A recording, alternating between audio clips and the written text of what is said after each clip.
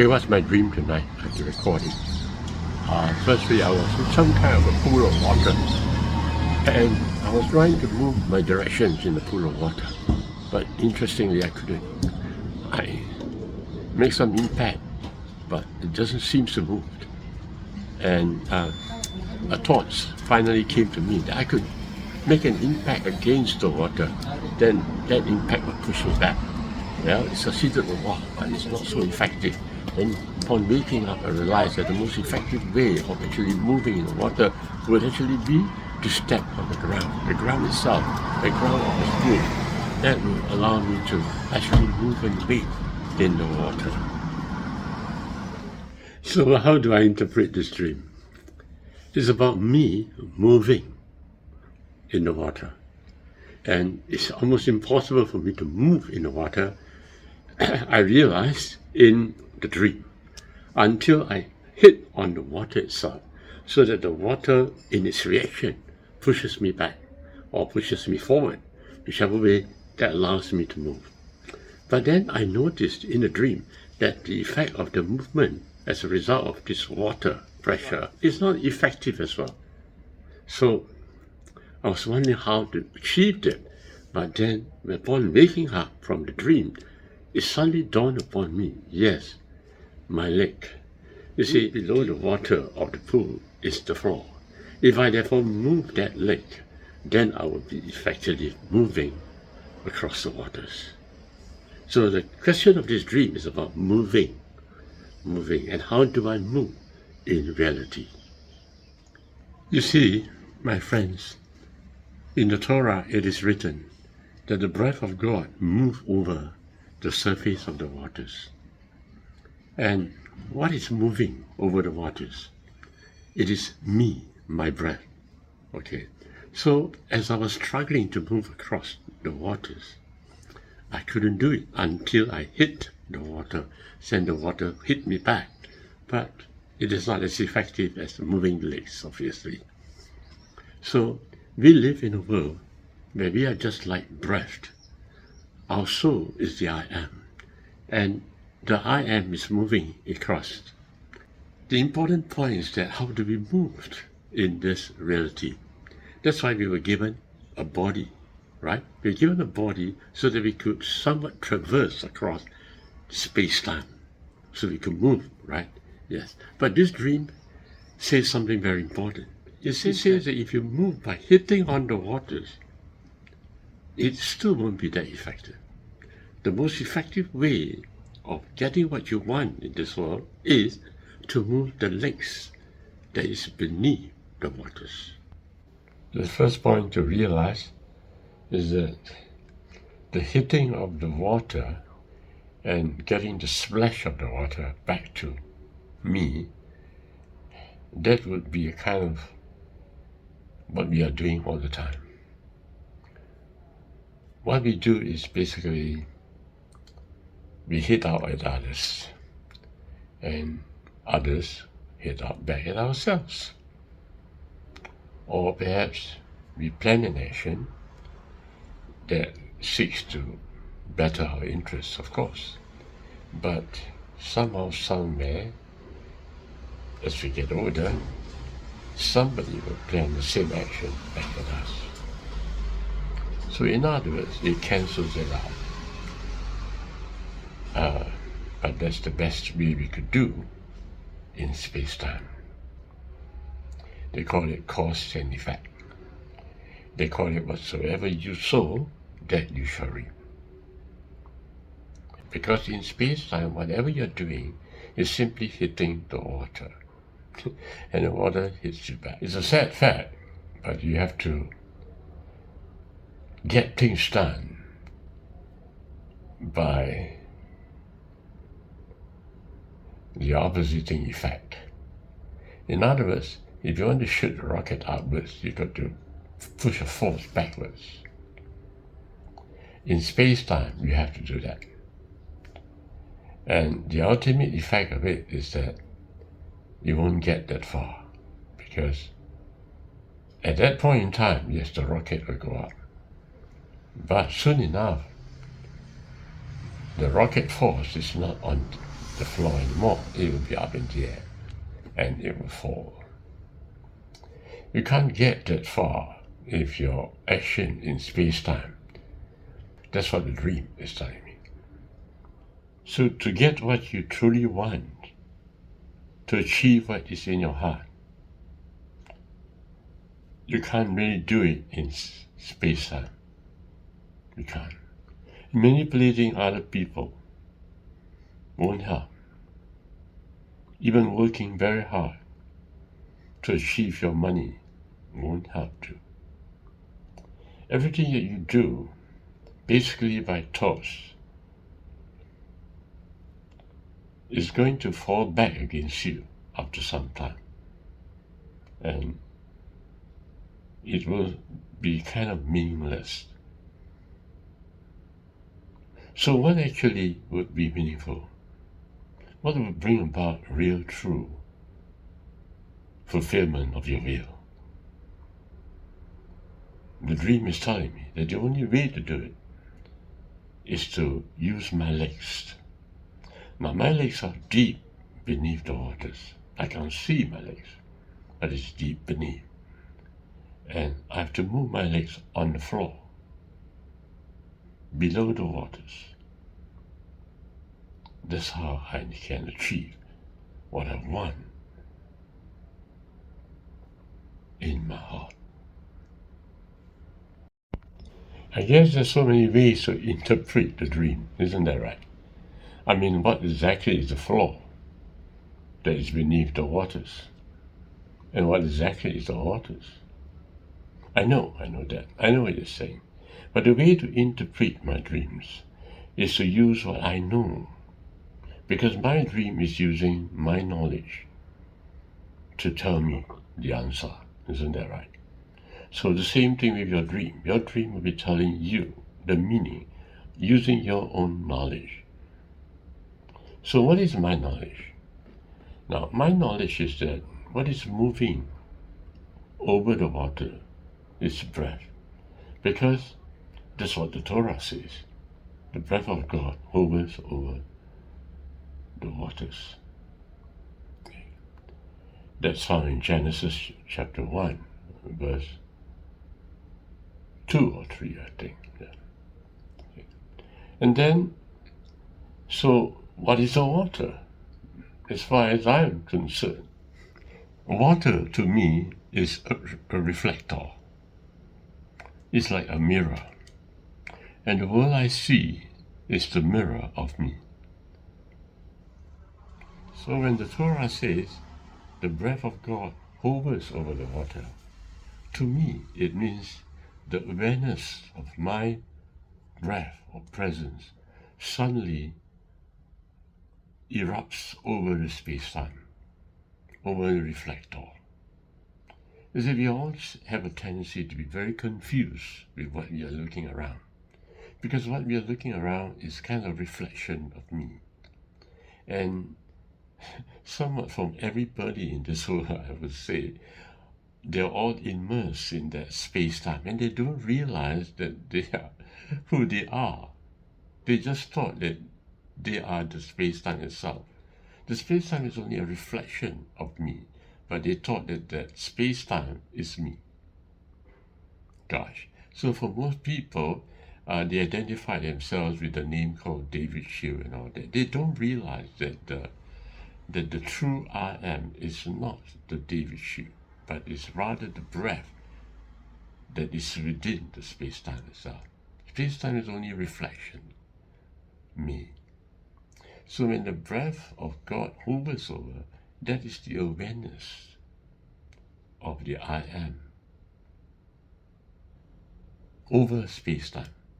Very few people could do that in the first place. So not everyone can. So anyway, as I was hovering over the waters, that's what the dream is saying. The dream is saying that I shouldn't be splashing on space-time. Why? Because I shouldn't be splashing on reflections. Because reflections are worthless. They're just thoughts. And it's just mirrors. And why should I be splashing myself in the reflection? Of course, it will hit me back. And I will apparently be moving because of the hitting back, but the ultimate effect is cancels out everything. It's useless. The true way to navigate through space-time is to realize first that the space-time is only a reflection and is not a reality in the first place. So to move across the waters, one must use the legs and not just splash on space-time. So what exactly is the legs? You see, you can only be aware of your own legs when you are aware of your own presence. Because the legs are beneath the waters and you can't see the legs. So what the dream is telling me is that only by the awareness of my presence can I really move across space-time. So what do I do in practical life? You see, in practical life, I always try to use my presence instead of trying to hit and splash at space-time. What does that mean?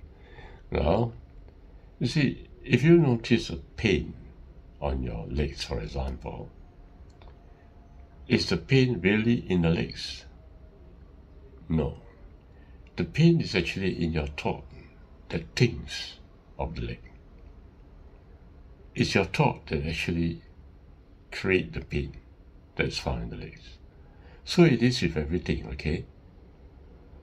All the people that you see, are they really there? Of course not. You can say it is there, but as far as I'm concerned, they are just merely thoughts in my mind. So it's the thoughts or my reflections that make it look there. Okay, so how do I navigate through the waters? How do I deal with the people around me or the pain that is in my legs? How do I deal with that? Knowing that it's actually only my thoughts. How do I deal with it? There are people who tell me that they will just throw away the thoughts. And the reason is because, so the thought being an illusion, they might as well don't bother with the thoughts. Practically speaking, it is not possible. The reason is because you lived in a thought world. You live in space-time. You are the very thought itself. You can't throw away thoughts when you yourself is the thought. Let's put it another way. You believe that there is a wall over there. So is it possible on your part to alter that mind and say that there is no wall over there? Is it possible? You try it now. If you can do that, I can see myself right now. Okay. So can I imagine right now that I'm not naked? I'm just fully clothed. Can I imagine? It's a bit stupid. It doesn't happen. You are a thought, and you cannot therefore change your own thought. Because if you change your own thought, you're not where you are. So what is happening? So how do you do it? The only secret way to achieve withdrawal from the thoughts is resonance. There are many motivators nowadays, and they tell you that you can change your world, get what you want by just visualizing. And visualize as best as you can something different from what yourself is. Visualize so that you can become a different person. Yeah, that's good. Try it and see if you can achieve it. You can bullshit yourself, you can do that. But at the back of your mind, you know that whatever you're visualizing is not exactly true. Isn't that right? You can't hide that fact. So how do I do it? As I said in this video, I do resonance. That's a secret. And resonance is not easy. Right? You can't sell resonance to someone else. You need a lot of practice. It's so easy to tell somebody You got to do a resonance. But how? You have pain in your body. All I need to do is I actually enter into that pain. It's a different thing altogether from the visualizer. I enter into the pain, that's right, and I enter into the frequency of the pain. I enter it to such a great extent that the one who observes the pain is also following the pain. In other words, I resonate with the pain. To my great surprise, whenever I do that, the pain disappears. And why? It is proven in science. You have a cell, okay? The cell is malfunctioning. Okay, very simple. What they do is to shine a resonating frequency that is exactly the same as the frequency of the malfunctioned cell. What happened? The malfunctioned cell bursts. Every other cell are not hurt. Only that malfunctioned cell is hurt, because the frequency is exactly the same with that malfunctioned cell. Lo and behold, it's not there anymore. Resonance is a secret of how to achieve resonance in your mind, through your mind. That's the kind of practice that I do in my life. That's the kind of practice that I try to teach people in my videos. Follow my videos. But how is it I could do that? Now, the secret is because I'm shining a frequency from the true observer onto the pain, which is the thought. Get it? So I'm shining from one place to another place. I resonate my being, which is the true observer, with the thoughts that are reflecting all around me. And I could do it because I'm aware of my being. Because of my awareness of my presence, I could resonate with the pain from my presence. And as a result of which the pain can disappear. Why most people are not able to do that is simply because they are not aware of their own presence. So how do they resonate? They couldn't resonate. Because the pain itself is their own thought. They're stuck with the thought, and they're stuck with the pain. How do you drop a pain? How do you drop your thought if you are just yourself, a thought? But you must be aware that you're not a thought. You are the I am, the presence beneath the thought. That's it. You are the floor beneath the waters. You must stand on that floor. And that's how you move across space-time. That's what my dream is telling me to tell you. So the most tricky part of all of it is that you have been living in space-time, and you have always been thinking of yourself as a David Hsu, for example, living in space-time. And you thought that David Hsu is real. It's not a thought, but it's not true. That David Hsu you created in your own mind to think that it's yourself is also a thought. And this whole world that you live in is also a thought. So how do you splash your way through space-time? You can't. Because you hit space-time, space-time will hit back at you. Because you are a thought that can be hit back. But what if you could realize your being? You have made everything so different. Isn't that right? And you realize your being.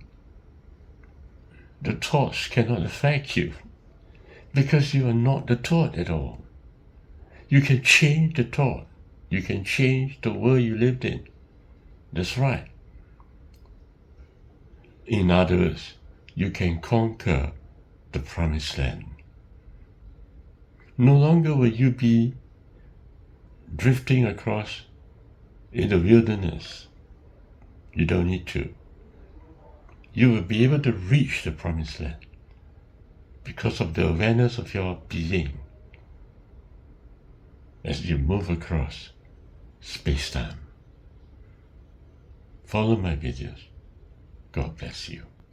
The point you have to get straight into your head is that you are not a thought.